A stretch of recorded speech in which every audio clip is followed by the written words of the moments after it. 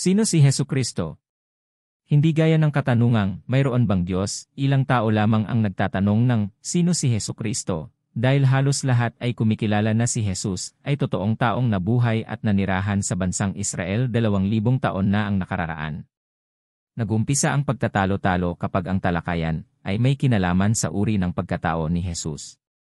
Halos lahat ng mga pangunahing relihiyon ay nagtuturo na si Jesus ay isang propeta, mahusay na mangangaral o taong makadiyos. Subalit ang banal na kasulatan ay nagpapahayag na si Hesukristo ay higit pa sa isang propeta, mabuting guro o taong makadiyos. Sa kanyang aklat na Mere Christianity, sinulat ni C.S. Lewis ang ganito, sinisikap kong pigilan ang sinuman sa pagsasabi ng ganitong kahangalan tungkol kay Hesukristo. Handa kong tanggapin na si Jesus ay isang dakila at marangal na mangangaral, ngunit hindi ko tinatanggap ang kanyang pagpapakilala sa sarili bilang Diyos. Iyan ang isang bagay na hindi narapat sabihin.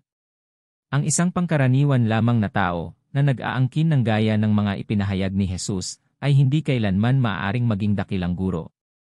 Maaaring nasisiraan siya ng bait, katulad ng pagsasabi na siya ay isang malasadong itlog, kundi man siya ay isang diablo ng impyerno. Kailangan mong mamili. Maaaring ang taong ito ay ang anak ng Diyos, o kaya na may isang baliw o mas higit pa sa baliw. Sabihin mo na isa siyang hangal, duraan mo siya at patayin o magpatira pa ka sa kanyang paanan at tawagin siyang Panginoon at Diyos. Ngunit huwag nating palampasin ang walang kabuluhang pagturing kay Jesus bilang isang dakilang mangangaral lamang. Ang pagpili kung paano natin kikilalanin si Jesus ayon sa ating pananaw ay isang bagay na hindi niya pinahintulutan. Kung ganoon, sino si Hesukristo ayon sa pagpapakilala niya sa kanyang sarili? Sino siya ayon sa sinasabi ng banal na kasulatan? Una, tunghayan natin ang sinabi ni Jesus sa Juan Kapitulo 10 versikulo 30, Ako at ang Ama ay iisa. Sa biglang tingin, tila hindi ito pag-aangkin na siya ay Diyos. Subalit suriin natin ang reaksyon ng mga Hudyo, hindi dahil sa mabuting gawa kaya ka namin babatuhin, kundi dahil sa paglapastangan mo sa Diyos. Juan Kapitulo 10 versikulo 33. Sa harap ng mga Hudyo, walang alinlangang inangkin ni Jesus na siya ay Diyos. Sa sumunod na mga talata, hindi itinuwid ni Jesus ang mga Hudyo sa kanilang pagkaintindi at sinabing, hindi ko inaangking ako ay Diyos.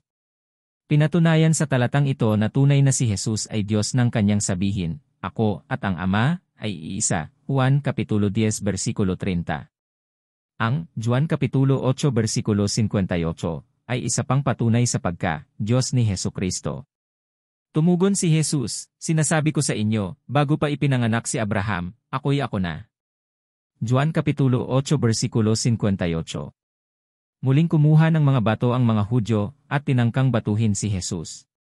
Ang pahayag ni Jesus ng kanyang pagkakilanlan bilang ako nga ay tuwirang paggamit ng pangalan ng Diyos sa lumang tipan, Exodo Kapitulo 3 versikulo 14. Bakit kailangang batuhin ng mga Hudyo si Jesus kung wala siyang sinabi na sa paniniwala nila ay pamumusong sa pangalan ng kataas-taasang Diyos? To ang sinasabi sa Juan Kapitulo 1 versikulo 1, ang salita ay Diyos.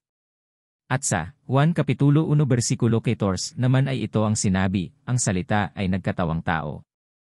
Ito'y maliwanag na indikasyon na si Jesus ay Diyos sa anyong laman. Ang alagad na si Tomas ay nagpahayag tungkol kay Jesus ng ganito, Aking Panginoon at aking Diyos, Juan Kapitulo 20 versikulo 28. Si Tomas ay hindi nagkamali dahil hindi siya sinaway o itinama man ni Jesus. Inilarawan ni Apostol Pablo ang Panginoong Jesus ng ganito, ang ating dakilang Diyos at tagapagligtas na si Hesukristo, Tito Kapitulo 2 versikulo 3. Ganito rin ang sinabi ni Apostol Pedro. Ang ating Diyos at tagapagligtas na si Hesukristo, 2 Pedro Kapitulo 1 versikulo 1. Ang Diyos Ama ay nagpatotoo rin sa pagiging Diyos ni Jesus. Ang iyong trono, O Diyos ay mananatili magpakailanman, at ang katuwiran ay mangingibabaw sa iyong kaharian. Awit Kapitulo 45 versikulo 6. Ipinahayag sa mga hula ng mga propeta sa lumang tipan ang pagiging Diyos ni Jesus. Para sa atin, isang sanggol na lalaki ang isisilang, at siya ang mamamahala sa atin. Siya ang kahangahangang tagapayo, ang makapangyarihang Diyos, walang hanggang Ama, ang prinsipe ng kapayapaan, Isaias Kapitulo 9 versikulo 6.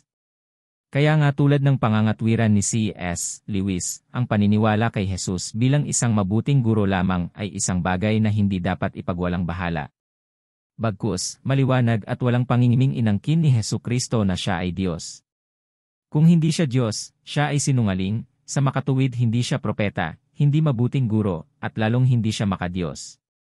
Sa kanilang pagnanais na ilayo ang mga tao sa katotohanan patungkol sa mga pahayag ni Jesus sa kanyang sarili, itinuturo ng mga modernong iskolar na ang tunay na Jesus sa kasaysayan ay hindi inangkin ang maraming hula at pagpapakilala sa banal na kasulatan patungkol sa kanyang katangian bilang Diyos. Sino tayo para mga tuwiran tungkol sa mga salitang ipinahayag ni Jesus at sa mga salitang hindi niya sinabi ngunit di umano ay nakasulat? Papaano mangyayari na ang mga modernong iskolar na halos 2,000 taon ang agwat sa kapanahunan ni Jesus ay magkakaroon ng mas malawak na pananaw at kaalaman kaysa sa mismong mga tagasunod na kasama-sama niya na naglingkod sa kanya at tinuruan niya? Juan Kapitulo 14 versikulo 26. Bakit ba napakahalaga ang katanungan tungkol sa tunay na pagkakakilanlan kay Hesukristo? Bakit makabuluhan na tiyakin kung si Jesus nga ba ay tunay na Diyos o hindi? Ang pinakamamalaking dahilan kung bakit kailangang tanggapin na si Jesus ay Diyos ay sapagkat kung siya ay karaniwang tao lamang, ang kanyang kamatayan ay hindi sapat na kabayaran upang tubusin ang kasalanan ng buong sangkatauhan. 1 Juan Kapitulo 2 versikulo 2. Tanging Diyos lamang ang may ganap na kakayahan upang bayaran at iligtas ang tao sa walang hanggang kaparusahan sa kasalanan. Roma Kapitulo 5 versikulo 8, 2 Korinto Kapitulo 5 versikulo 21. Kailangang Diyos si Jesus upang maging ganap ang kabayaran para sa ating mga kasalanan. Kinakailangan din na tao si Jesus upang danasin ang kamatayan na siyang kabayaran ng kasalanan. Roma Kapitulo 6 versikulo 23. Ang kaligtasan ay matatamo lamang sa pamamagitan ng pananampalataya kay Hesukristo. Ang pananampalataya sa pagka-Diyos ni Jesus ang tanging daan tungo sa kaligtasan. Ang pagka-Diyos ni Jesus ang siyang dahilan kung kaya't buong katotohanan niyang ipinahayag, "Ako ang daan, ang katotohanan, at ang buhay. Walang makapupunta sa Ama kundi sa pamamagitan ko." Juan Kapitulo 14 versikulo 6. Sana meron po tayong natutunan sa pag-aaral ng mga salita ng ating Panginoon Diyos. Manatili po tayong sumubaybay sa ating munting channel at maraming salamat po. Hanggang sa muli mga kapatid.